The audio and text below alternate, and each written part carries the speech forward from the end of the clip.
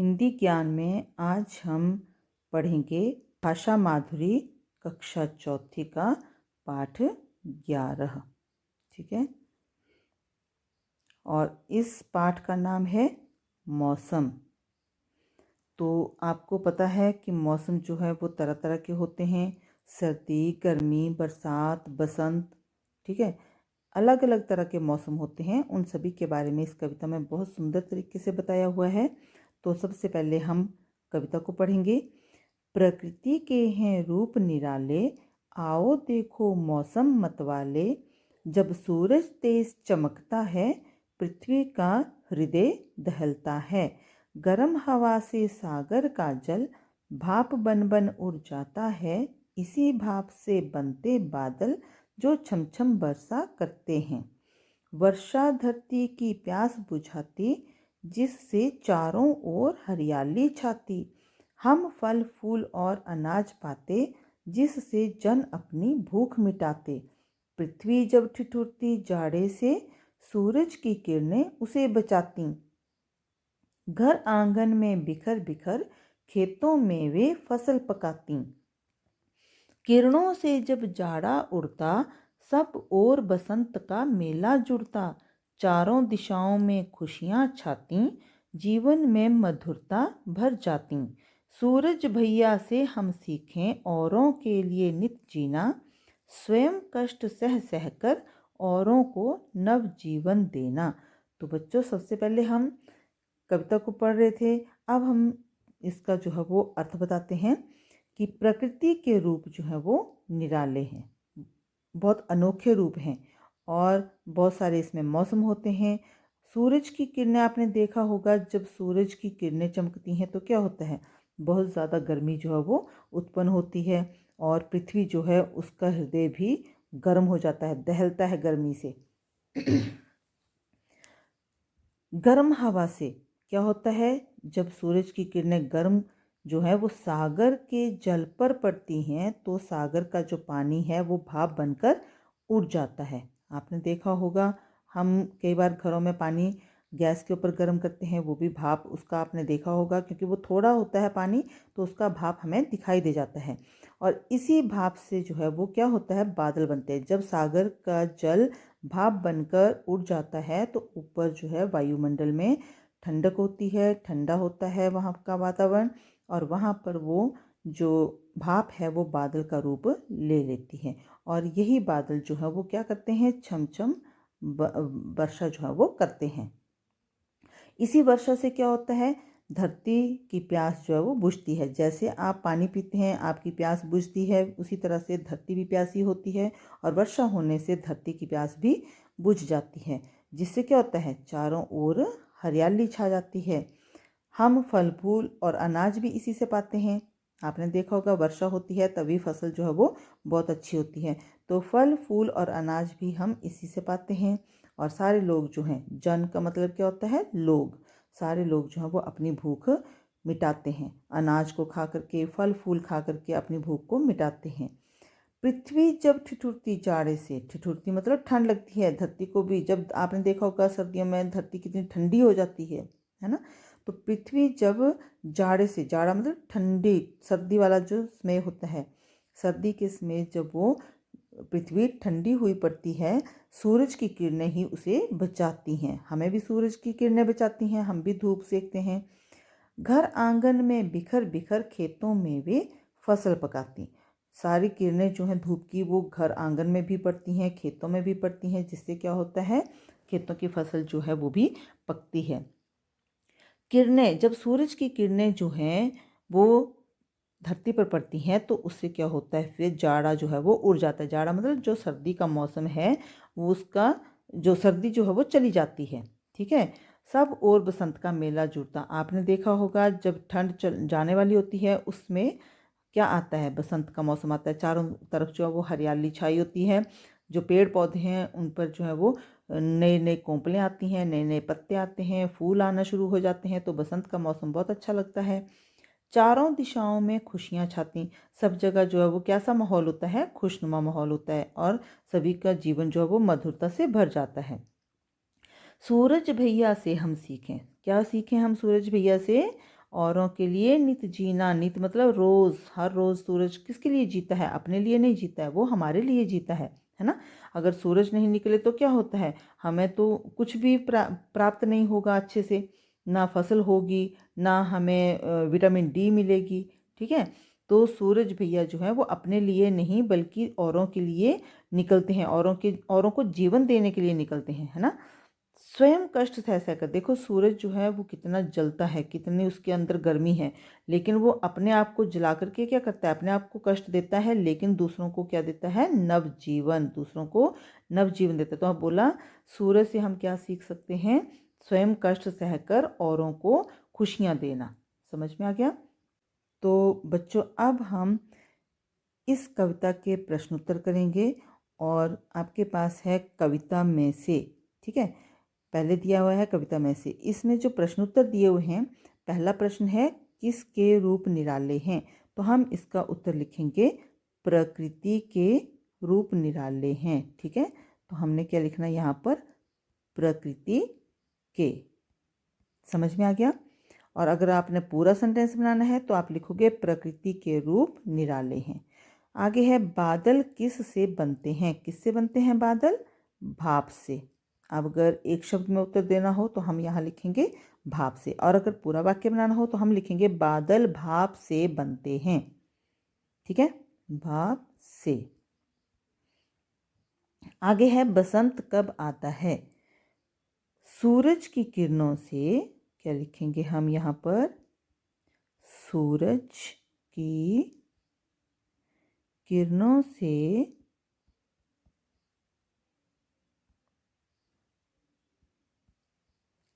जब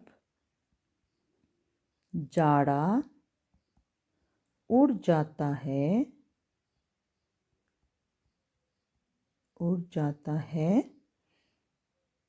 तब बसंत आता है।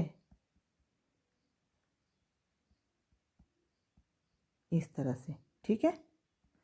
और उसके बाद है सूरज से हम क्या सीखते हैं? हमारे पास अगला प्रश्न है सूरज से हम क्या सीखते हैं? तो क्या सीखते हैं हम सूरज भैया से? दूसरों को नवजीवन देना। क्या लिखेंगे हम यहाँ पर? सूरज से हम क्या की जगह लिखेंगे, इसको हम छोड़ देंगे, इसके आगे हम सीधा लिखेंगे सूरज से हम दूसरों को, या हम इस तरह से भी लिख सकते हैं सूरज से हम स्वयं कष्ट सह सहकर दूसरों को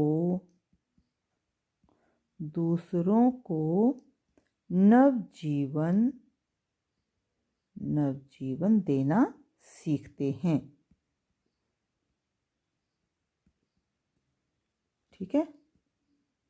सीखते हैं इस तरह से। फिर उसके बाद है हमारे पास प्रश्न नंबर 5, कविता की पंक्तियां पूरी कीजिए, ठीक है? तो हम यहाँ क्या लिखेंगे? जब सूरज तेज चमकता है, पृथ्वी का हृदय दहलता है, वर्षा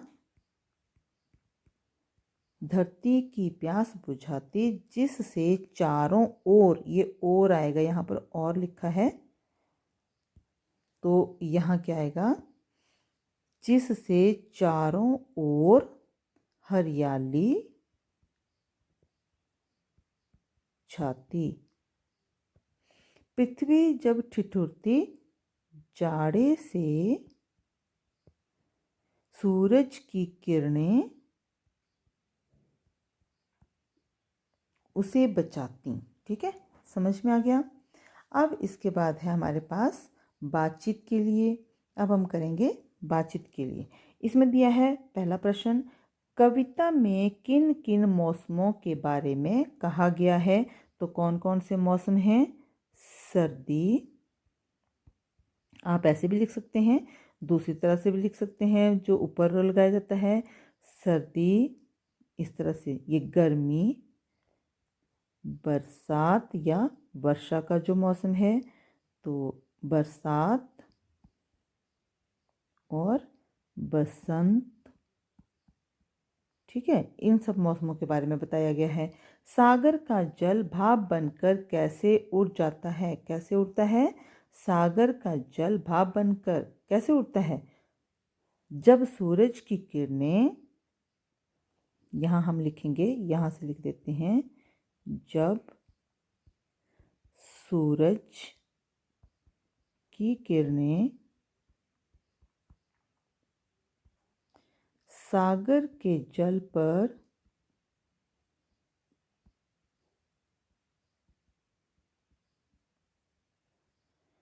पड़ती हैं तो गर्मी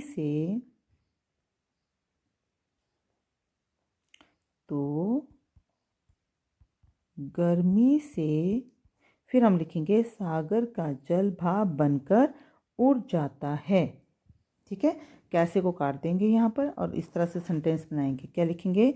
जब सूरज की किरणें सागर के जल पर पड़ती हैं तो गर्मी से सागर का जल भाप बनकर उड़ जाता है, ठीक है। आपको सबसे अच्छा मौसम कौन सा लगता है और क्यों?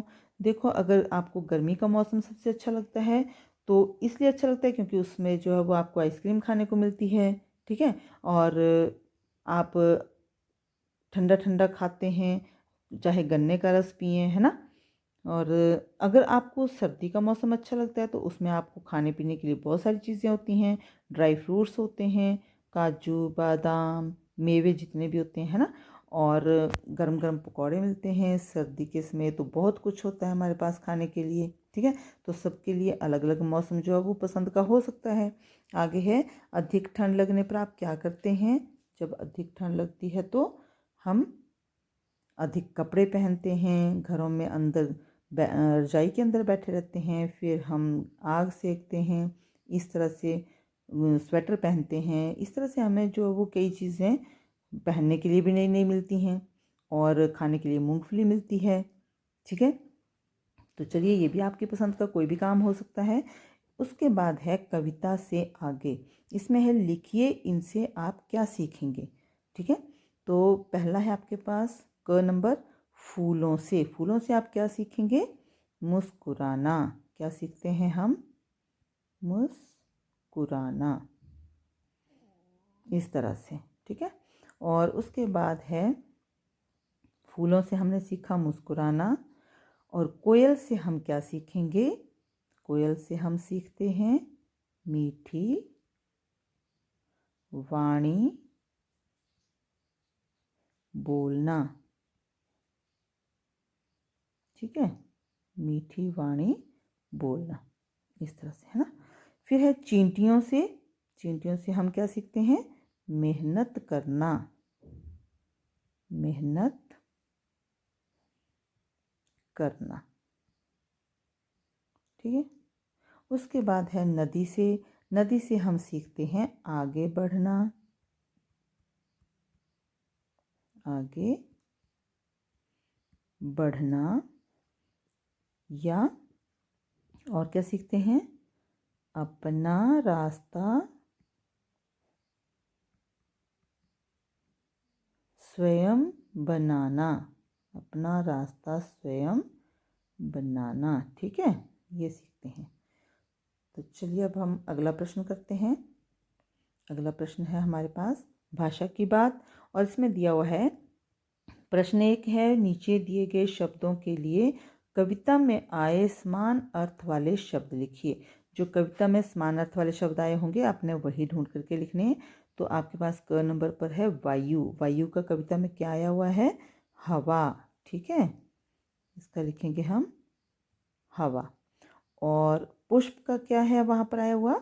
फूल। आपने देखा था फल फूल और अनाज पाते, है ना, तो वहाँ पर पुष्प का क्या आ गया? फूल।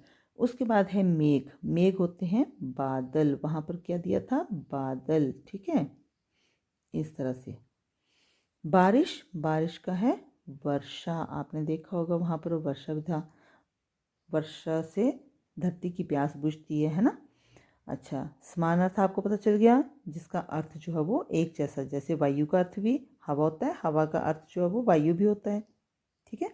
अब देखिए हमारे पास है प्रश्न नंबर 2। कविता में से कोई 5 क्रिया शब्द ढूंढकर लिखिए।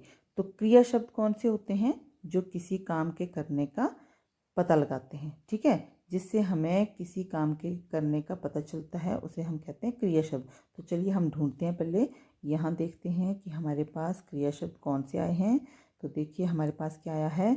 बचाती, पकाती, मिटाते, है ना, छाती, छाती भी आ गया यहाँ पर, या यहाँ पर हम लिख सकते हैं छाती, और जाती, इस तरह से, है ना, या उड़ता। ये सारे शब्द जो है वो क्रिया शब्द हैं। तो हम लिखेंगे यहाँ पर पहले, क्या लिखेंगे हम? मिटाती,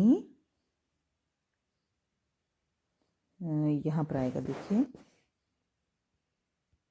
मिटाती, फिर लिखेंगे बुझाती,